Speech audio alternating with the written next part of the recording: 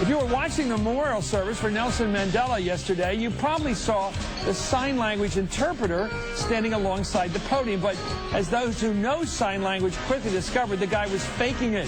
He was translating the speeches into gibberish, while the South African government is investigating right now how the pretend interpreter gained access to the stage. The deaf community is rightfully outraged. That is unbelievable, Dan Incredible. Bongino, that the President of the United States and all of those other world leaders were sharing the stage with a man who apparently was something of a fraud. Right. And there's some suggestion he may have a history of violent acts. He says that he has schizophrenia.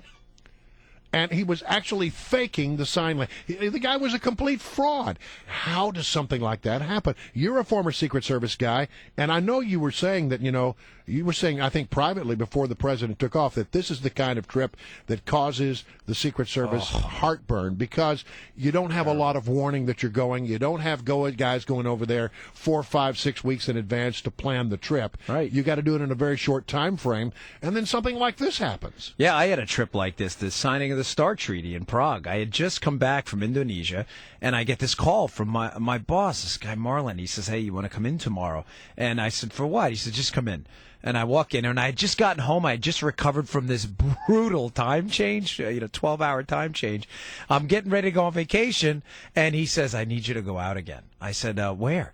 He said, "I need you to go to Prague. They're going to sign this START treaty, and you have like 7 days." I said, "I have what? 7?" And that was 7 days, from, not including the travel time on both ends. Yes, it is. These trips, Brian, are absolute chaos. But here's the but. Here's how you fix these things. Here's how the Secret Service is adopted on U.S. soil.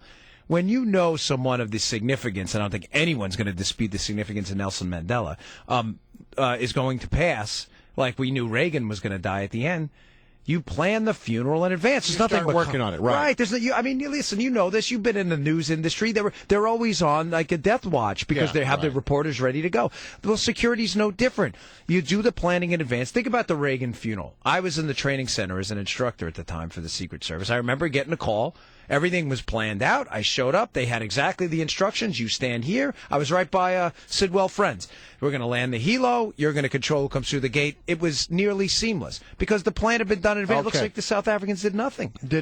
And then somehow they pick a sign language interpreter who's, well, let's just be honest, it looks like the guy's nuts. Right, and he says, doesn't he say in this piece that he's schizophrenic? But then he calls himself a champion of sign language. What bothers me the most about this is, you have to view security as a series of concentric rings or 360-degree bubbles. If you have someone like that in the outer perimeter, which could be up to a mile away if you've really pushed the perimeter out far from the president, you have time. Distance buys you time, Brian, like anything else. You have time to fix it. Even if he's running towards you, you have time. When you're in the middle perimeter, you have less time. When you're in the inner perimeter within arm's reach of the president, you have no time at all. So what do you do in a situation? Because the South Africans were in charge. Right. You're coming in at the last minute. Could somebody have said, we don't trust this guy? Could they have had an impact with the South Africans at that point? Yeah, we could have, but really we have no jurisdiction overseas to do anything. The United States Code operates, governs the operations of the Secret Service in the United States.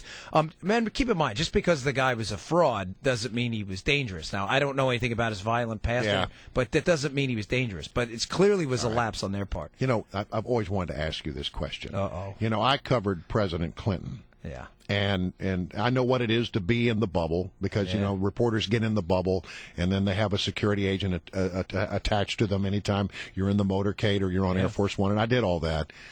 But I always suspected that Bubba slipped us a couple of times. And I just want to ask you, as a former Secret Service guy, what's the did he escape the press corps on a couple of occasions? I'll tell you what, the golden rule is you never, ever escape the press pool because they will pay you back later. You can escape the locals, not the pool. Are you telling me Bubba never, ever went out some night when nobody was looking? I'm telling you, I was the press agent all the time. You never slipped the press pool, ever. Big mistake. I'm not sure. I think he slipped us at least once. My lips are